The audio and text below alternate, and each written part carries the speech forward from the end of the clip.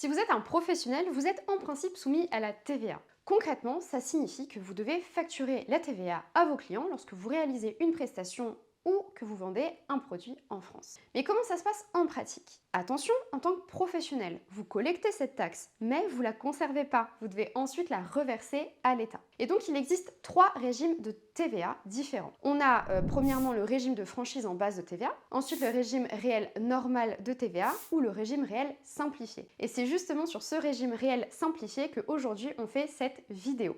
On va voir ensemble qui est soumis, quelles sont les obligations à remplir, dans quel délai, etc. Alors le régime réel simplifié de TVA, il peut s'appliquer soit de plein droit, donc grosso modo c'est fait automatiquement, soit sur option, donc grosso modo c'est vous qui choisissez. Donc on va commencer par parler de l'application automatique du régime simplifié de TVA. Concrètement, il existe 2 cas où le régime simplifié s'applique automatiquement. Attention, on regarde le chiffre d'affaires hors taxe de l'année civile précédente. Au moment où je tourne, là on est en février 2026, donc vous allez regarder votre chiffre d'affaires de 2025. Donc le premier cas où le régime réel simplifié de TVA il vient s'appliquer automatiquement, c'est si votre chiffre d'affaires il est supérieur à 85 000 euros ou inférieur ou égal à 840 000 euros pour les activités de vente de biens corporels, de restauration ou de mise à disposition de logements. Le deuxième cas où il vient s'appliquer automatiquement, c'est si votre chiffre d'affaires est supérieur à 37 500 euros ou inférieur ou égal à 250 000 euros pour les prestations de services. Je précise que les seuils que je vous donne actuellement, c'est ceux de 2025. En fait, au moment où je tourne, donc je vous le disais, on est en février 2026, on ne connaît pas tellement encore les nouveaux seuils parce qu'ils sont mis à jour le 1er janvier de chaque année. Mais là, ça tarde un peu. Je vous mets un article en description, vous y jetez un coup d'œil pour voir les bons seuils. Et si vous regardez ma vidéo en 2032, pareil, allez jeter un coup d'œil à la description parce que cet article, il sera à jour. J'ajoute un petit point d'attention particulier. Si le montant de TVA que vous avez collecté l'an dernier dépasse 15 000 euros, vous basculez obligatoirement vers le régime réel normal de TVA. Donc adios le régime réel simplifié, régime réel normal. Soyez vraiment attentifs à ça. Moi, je vous conseille d'aller voir le montant qui est indiqué à la ligne TVA due sur votre dernière déclaration annuelle CA12. Maintenant, on peut parler du cas où vous avez choisi sciemment d'opter pour le régime réel simplifié de TVA. En principe, les entreprises dont le chiffre d'affaires qui est inférieur au seuil que je vous ai cité juste avant et que je vous remets quelque part à l'écran ici, elles relèvent du régime de la franchise en base de TVA. J'ai fait une vidéo complète sur le régime de franchise en base de TVA. Je vous mets le lien ici ou là au montage, je ne sais pas trop. Ce régime de franchise en base de TVA, il vous dispense complètement de facturer, de déclarer et de payer la TVA. Donc vous allez me dire, Camille, quel est l'intérêt d'opter pour le paiement de la TVA si de base, j'ai pas besoin de m'embêter avec ça? C'est le moment un petit peu technique de cette vidéo, je vais essayer de vulgariser au mieux. Si vous avez des questions, posez-les en commentaire, mais on y va, on s'accroche. En gros, il faut retenir que la TVA, c'est une taxe qui est collectée par les entreprises, mais qui doit être payée en définitive par les consommateurs. Le but, c'est que le mécanisme de la TVA, il soit un peu, on va dire, neutre pour les professionnels. Concrètement, un professionnel va facturer et collecter la TVA, mais ils ont parallèlement le droit, sous condition quand même, de déduire la TVA qu'ils ont eux-mêmes payée sur leurs achats professionnels. Et donc c'est ça qu'on appelle un mécanisme de déduction de TVA. Je vous donne un exemple qui sera peut-être un peu plus concret pour vous. Sylvie, elle a loué une voiture pour 500 euros pour se rendre à un salon professionnel.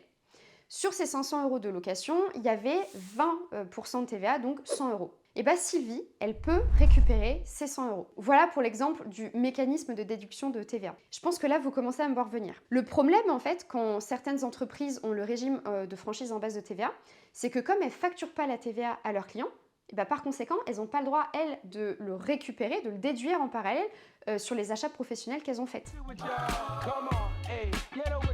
Si vous relevez du régime réel simplifié de TVA, vous n'avez qu'une seule déclaration à faire par an, c'est ce qu'on appelle la déclaration CA12. Concrètement, il y a 2 situations qui sont possibles. La première, c'est que vous clôturez votre exercice comptable au 31 décembre de l'année civile, auquel cas vous devez obligatoirement envoyer votre CA12 avant le 2e jour ouvré du mois de mai de l'année suivante. Là, je vous ai perdu, donc on va prendre l'exemple de 2026, comme ça ce sera plus concret. Vous avez clôturé votre activité le 31 décembre 2025. Super. Vous devez donc envoyer la CA12 maximum, je dis bien maximum, le 5 mai 2026. Pourquoi le 5 mai? Le 1er de 2026, le 1er mai 2026 est férié. 2 et 3, c'est un week-end, samedi, dimanche. Le lundi 4 mai, du coup, c'est le premier jour ouvré du mois de mai. Et le 5 mai, c'est le 2e jour ouvré. Donc, Voilà, vous avez compris, j'espère, avec cet exemple. La deuxième situation, vous allez voir qu'elle est quand même un peu plus simple. Vous clôturez votre exercice en cours d'année, auquel cas vous devez envoyer votre CA12 dans les 3 mois suivant la date de cette clôture. On reprend un petit exemple pour bien comprendre. Disons que vous clôturez votre exercice au 31 octobre 2025. Vous devez donc envoyer votre CA12 au plus tard à la fin du mois de janvier 2026. Comment remplir votre CA12? Alors, en pratique, vous êtes obligé de faire cette déclaration par voie électronique. On parle de télédéclaration. Ça me paraissait important de vous le dire parce que des fois, c'est ce qui est écrit en termes techniques sur les sites, etc. Donc voilà, on parle de télédéclaration. Cette télédéclaration, elle peut se faire de 2 façons différentes. La première, c'est directement sur le site des impôts en remplissant un formulaire adéquat à partir de votre espace professionnel impôts.gouv.fr. La deuxième option, c'est de passer directement par le biais de votre expert comptable ou d'un organisme qui gère votre comptabilité. Et donc eux, ils vont s'occuper de compléter votre CA12 et de la transmettre à l'administration fiscale. Pour l'anecdote, quand c'est vous qui faites la télédéclaration, on parle de EFI pour échange de formulaires informatisé. Et quand c'est votre expert comptable ou un autre organisme qui le fait à votre place, on parle de EDI pour échange de données informatisées. Voilà, j'ai fini avec les acronymes, mais ça me paraissait important de vous le dire parce que des fois, c'est des termes un peu techniques que vous pouvez retrouver, donc au moins, vous le saurez. Un autre truc qui est bon à savoir d'ailleurs, c'est que si vous relevez du régime simplifié de TVA, vous devez en principe verser 2 acomptes provisionnels de TVA au cours de l'année. Alors le premier acompte professionnel, c'est en juillet, donc c'est égal à 55% de la TVA que vous avez dû payer l'année ou l'exercice précédent. Et l'autre acompte, c'est en décembre, et là, vous devrez payer 40% de ce même montant. Comment réaliser la déclaration? Que dire et que remplir? En pratique, vous devez remplir votre CA12 via le formulaire numéro 3517 SSD, qui s'appelle TVA et taxes assimilées et régime simplifié. Pour remplir ce formulaire, il y a quand même beaucoup de choses à indiquer. Donc, ce que je vais faire, c'est que je vous le note à l'écran pendant que je vous parle. Donc déjà, vous devrez mettre le montant total de TVA que vous avez facturé et collecté auprès de vos clients, en précisant le montant hors taxe de chacune de vos opérations taxées qui ont été réalisées en France et le montant de TVA dû pour chacune d'entre elles. Deuxième chose à faire figurer, c'est le montant total de la TVA que vous avez réglé sur vos achats professionnels. C'est la fameuse TVA déductible dont je parlais tout à l'heure. Et troisième chose à indiquer, c'est le montant des 2 acomptes semestriels que vous avez déjà versés au cours de l'année. Vous savez, celle dont je parlais qui est en juillet et en décembre. Donc concrètement, le remplissage de votre CA12 doit permettre de calculer la TVA que vous allez devoir reverser au trésor public. Le calcul à faire, vous allez voir, il est assez simple. Vous faites TVA collectée auprès de vos clients moins TVA déductible, ça vous donne la TVA que vous devez reverser au trésor. Vous savez que j'aime bien les exemples, donc je vais vous en donner un pour que ça soit un petit peu plus concret pour vous. On va parler de Mathieu qui dirige une entreprise d'élagage qui relève du régime réel simplifié de TVA. Pour la petite anecdote, c'est le même calcul pour le régime réel normal. Donc notre petit Mathieu, il a payé 15 000 € de matériel d'élagage auprès de son fournisseur en 2025. Et donc 20% de TVA sur ce matériel, ça fait 3 000 € de TVA. Au total, en 2025, Mathieu, il a facturé ses clients 60 000 € au total et il leur a fait payer la TVA à hauteur de 20%. Donc Mathieu a collecté 12 000 € de TVA. Comme Mathieu, il a facturé la TVA à ses clients, il va pouvoir déduire la TVA qu'il a réglée lors de l'achat de son matériel de fournisseur, comme je vous l'ai dit juste avant. Si je reprends la règle de calcul que je vous ai énoncée, il a collecté 12 000 € de TVA, il a payé 3 000 € de TVA lors des achats, ça fait 9 000 €.